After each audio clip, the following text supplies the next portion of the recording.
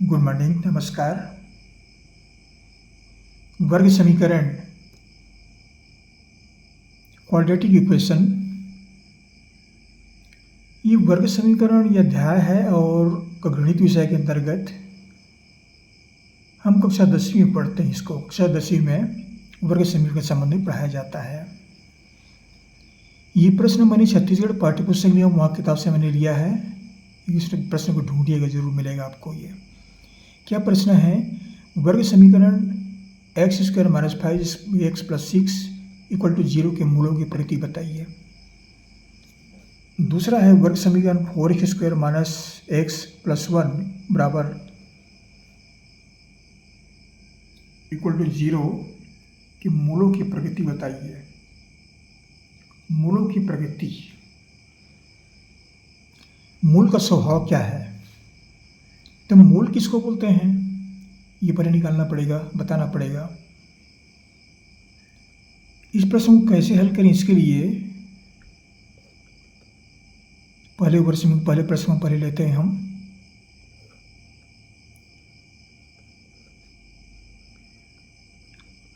वर्ग समीकरण x² - 5x + 6 = 0, ये समीकरण है वर्ग समीकरण। वर्ग समीकरण क्यों कहते हैं? इसका अधिकतम घात 2 है, यहाँ पर घात 1 है, यहाँ पर घात 0 है। जो अधिकतम घात है 2, ये वर्ग का पहचान है ये, इसलिए इसको वर्ग समीकरण बोलते हैं। ये एक समीकरण है ये। अब देखिए यहाँ पर क्या करना पड़ेगा, इसका एक मानक रूप लेते हैं।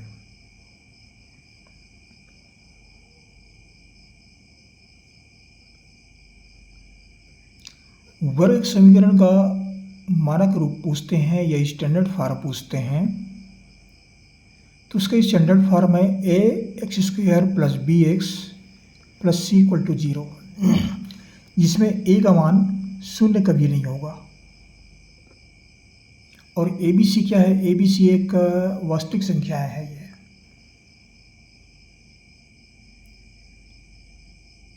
इसको 1 मान लेते हैं, इसको 2 मान लेते हैं। समीकरण 2।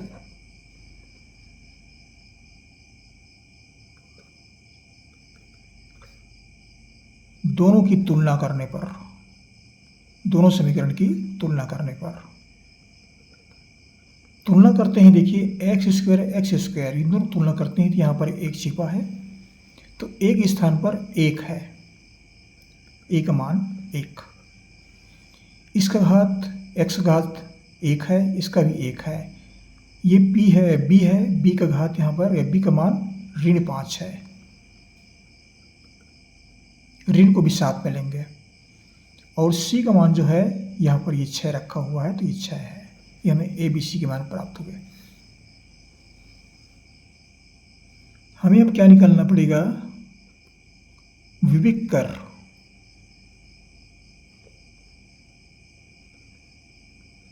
विविक्त कर, ये इसी को विभेदक भी बोलते हैं। विभेदक को अंग्रेजी के बड़े अक्षर d से व्यक्त करते हैं, और इसका मान जो है ये होता है b² - 4ac। ये क्या है? सूत्र है, ये विभेदक का सूत्र है। ये याद रखना पड़ता है, d = b² - 4ac। तो यहाँ से हमको d का मान प्राप्त होगा, विभेदक प्राप्त होगा। अब b, a और c तीनों को मान रखते हैं, यहाँ से मान रखते हैं। b का मान कितना है? -5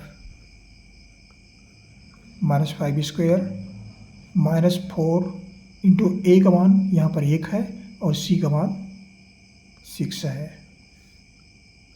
ये -5 को, ये वर्ग है तो 2 बार गुणा करेंगे, -5 इंटू -5। ये माइनस माइनस मिलकर के प्लस होता है, और 5 पंचे 25, ऋण 6 × 6 और 6 × 4 24।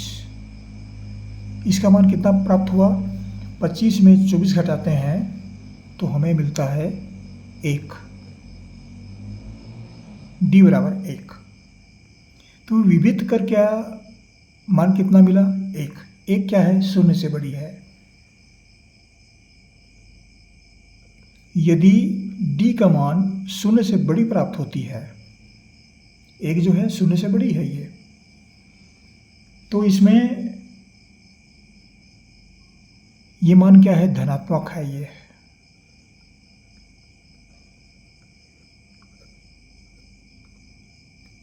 यदि डी का मान शून्य से बड़ी है तो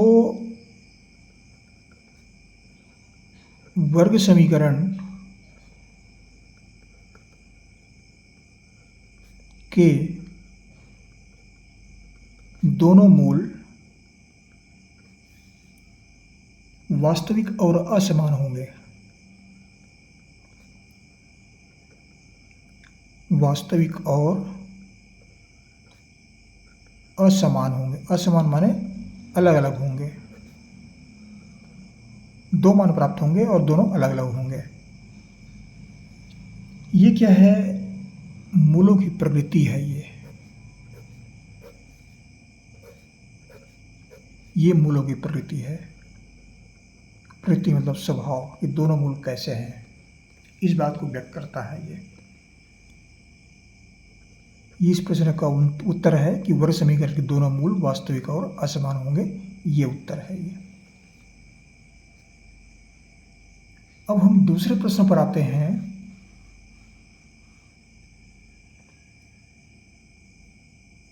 दूसरा प्रश्न क्या है? वर्ग समीकरण 4x² minus x plus 1 equal to 0। जैसे पहले प्रश्न को हल किए वैसे ही इसको भी हल करेंगे। बिल्कुल सेम एक ही प्रश्न है ये। तो इसका हम मानक रूप लेते हैं, स्टैंडर्ड फॉर्म। कभी कभी एक नंबर का प्रश्न पूछते हैं कि वर्ग समीकरण का स्टैंडर्ड फॉर्म क्या है। तो स्टैंडर्ड फॉर्म जो है वह ax² plus bx plus c equal to 0, जहाँ a का मान शून्य के बराबर नहीं है। a b c ये वास्तविक संख्याएं हैं।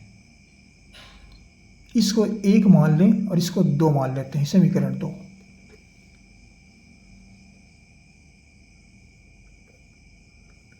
दोनों समीकरण की हम तुलना करते हैं। तुलना करने के बाद हमको ए बी सी दोनों के मान प्राप्त होते हैं। यहाँ पर देखिए ए का मान यहाँ पर 4 है, x² दोनों तुलना करेंगे तो a बराबर 4। यहाँ b है, यहाँ पर 1 छिपा हुआ है तो ये -1 लेंगे इसको, b बराबर -1। और c का मान कितना हुआ? ये c है, c का मान यहाँ पर 1 है। हमें a b c तीनों के मान प्राप्त हुए।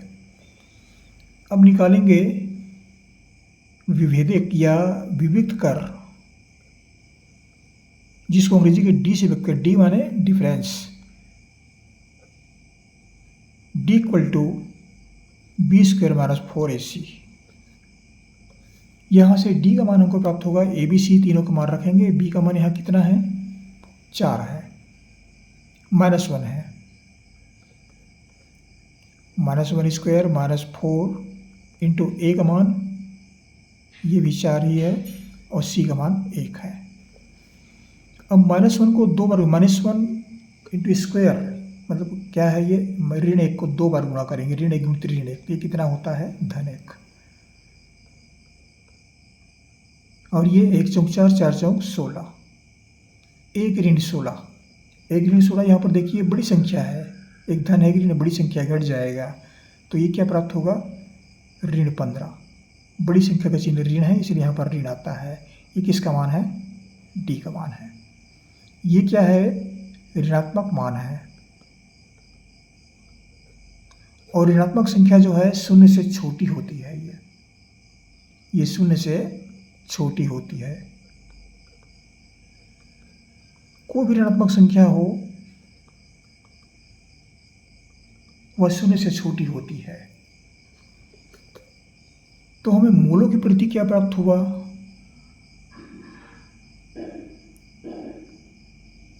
यदि d का मान छोटी है शून्य से, ये छोटी का चिन्ह है, d का मान शून्य से छोटी है, तो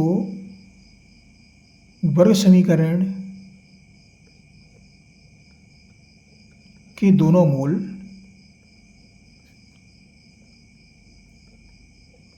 मूल काल्पनिक होंगे।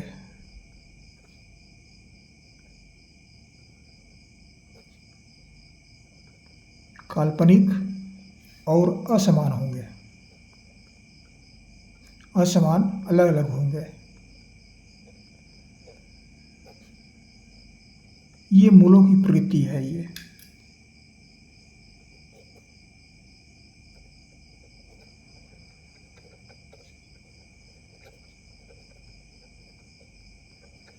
इस प्रश्न का उत्तर है। ये प्रश्न उत्तर ये है कि वर्ग समीकरण के दोनों मूल काल्पनिक और असमान होंगे। ये उत्तर है। ये इस तरह से कोई वर्ग समीकरण आपको दिया गया है, तो उस वर्ग समीकरण के मूलों की प्रकृति क्या है? प्रकृति मतलब d का मान विविध कर का मान शून्य के बराबर है, या धन 1 है या ऋण 1 है, धनात्मक है या ऋणात्मक है। 1 से बड़ी भी हो सकती है, तो धनात्मक है या ऋणात्मक है। तो शून्य, धनात्मक, ऋणात्मक ये मूलों की प्रकृति कहलाता है ये, और इसको d से पता करते हैं। विभेदक निकाल करके इस बात को पता करते हैं। ये कक्षा 10वीं के विद्यार्थियों के लिए था। जहाँ से पढ़ रहे हैं जरूर कमेंट्स कीजिए कहाँ से पढ़ रहे हैं। हमारे चैनल को सब्सक्राइब अवश्य कीजिएगा। आपको हमारी ओर से बहुत बहुत शुभकामनाएँ। पढ़ते रहिए, सब्सक्राइब करना ना भूलें, कर दीजिएगा। थोड़ा सा सहयोग बनाए रखें आपको हमारी ओर से बहुत बहुत शुभकामनाएँ। पढ़ते रहिए। अगली वीडियो में फिर मुलाकात करेंगे, फिर पढ़ेंगे। Thank you.